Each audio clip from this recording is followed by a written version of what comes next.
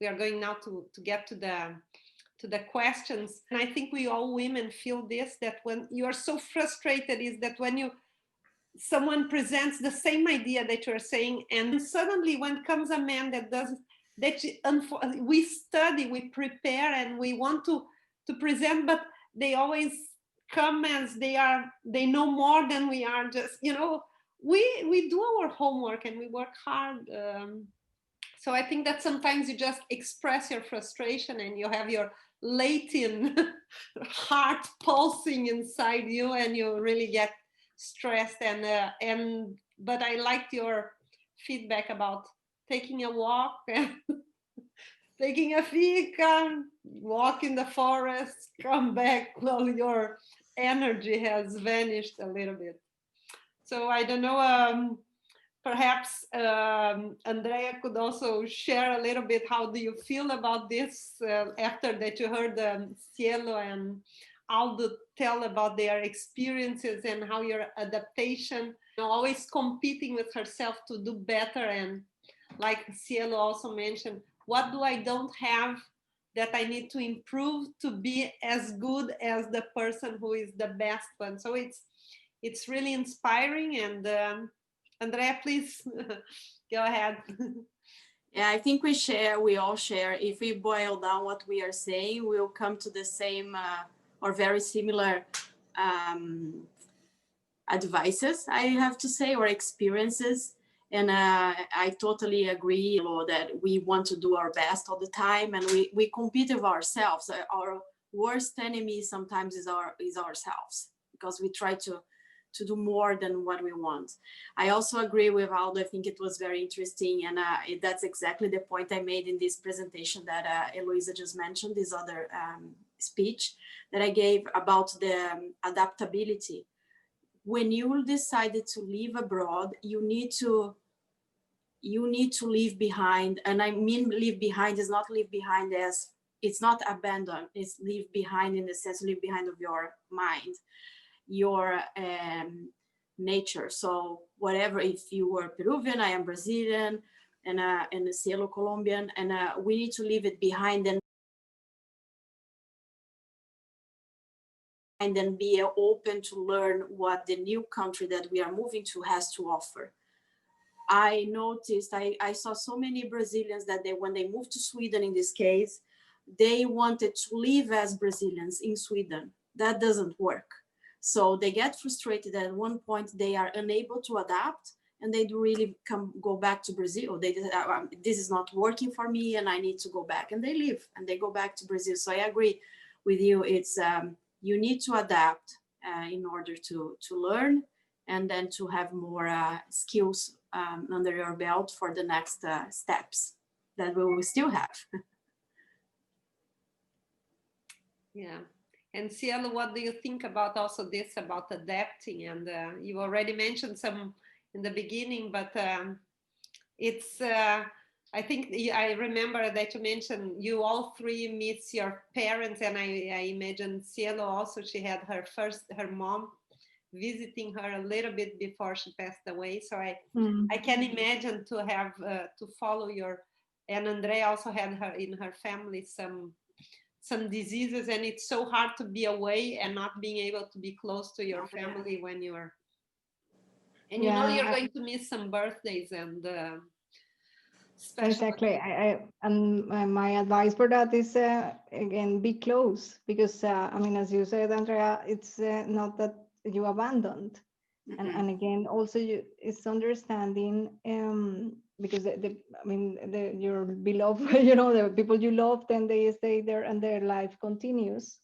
So it is also up to you to take action and be close, because again, for people, maybe could be that they are also busy, and maybe you expect them that they will call you, but also maybe if they don't call you, so you call.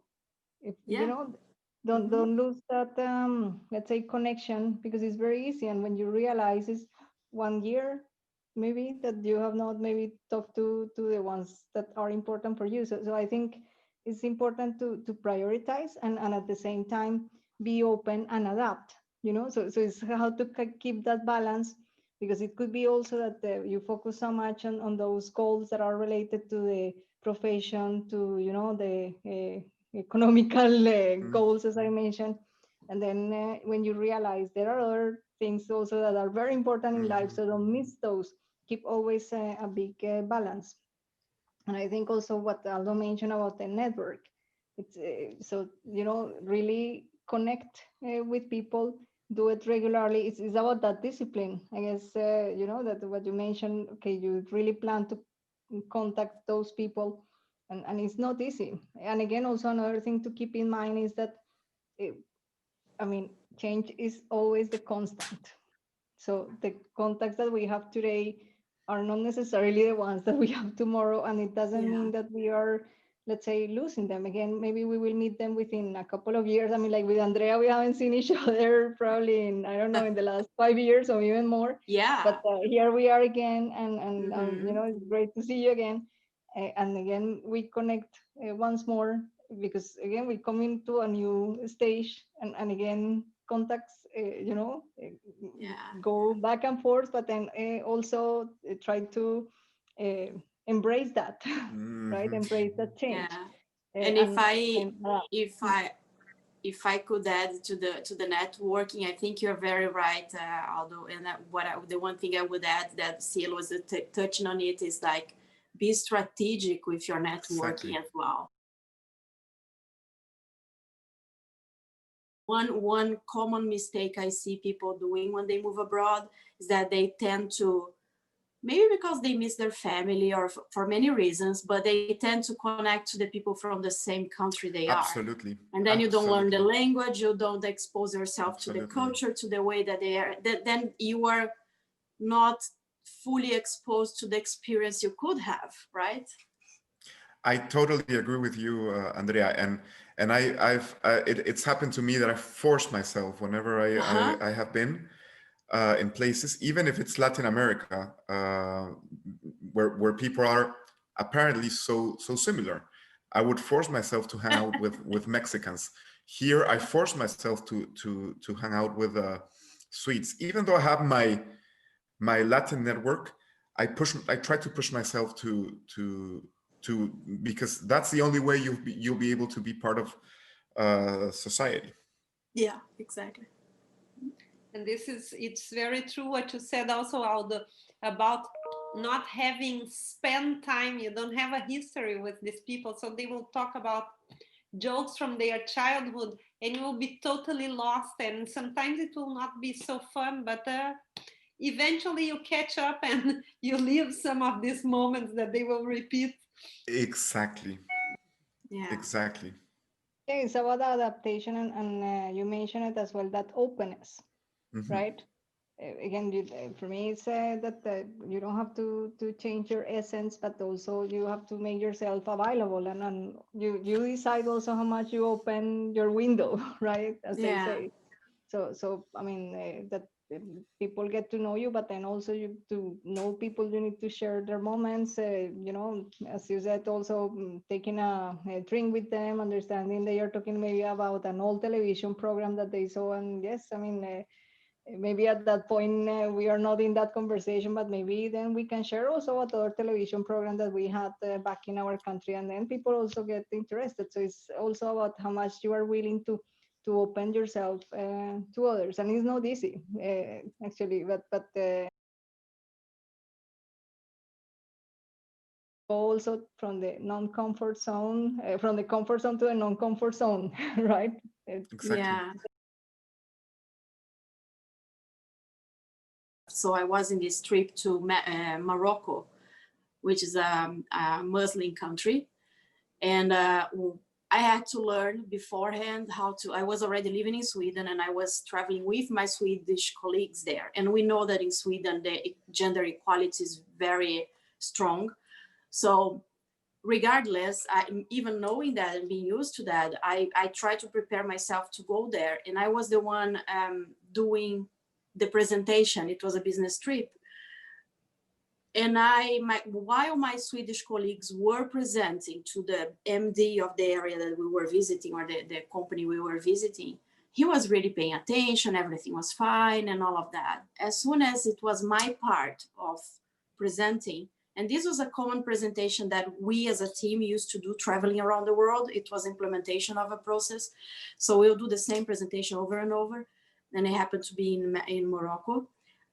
This MD was stopped paying attention at me. He would just start to scrabbling, writing down things or drinking coffee or just go and walk around the room. He was literally making in every sense, make noticeable that he was not interested in listening what I had to say. So then it comes the Brazilian background coming like boiling, boiling blood. Then I look at my Swedes who know me and I said, she's going to explode now. She's going to explode. And I was like, okay. So I said, you know what? Then I used what Aldo just said. I said, you know what? Let's do coffee break. Let's give it a break. I went outside, I grabbed my cup of coffee and I said, come on, Andréa, cool down, all right? Now, this is just a half a day visit. I'm not gonna change his culture. This is about culture. I'm not gonna change his culture. Then what I did, I said, leave your pride behind. I went to my Swedish colleague who was traveling with me all over, and we knew on each other's presentation and what we need to say and do. So I just said, Jonas, come over here.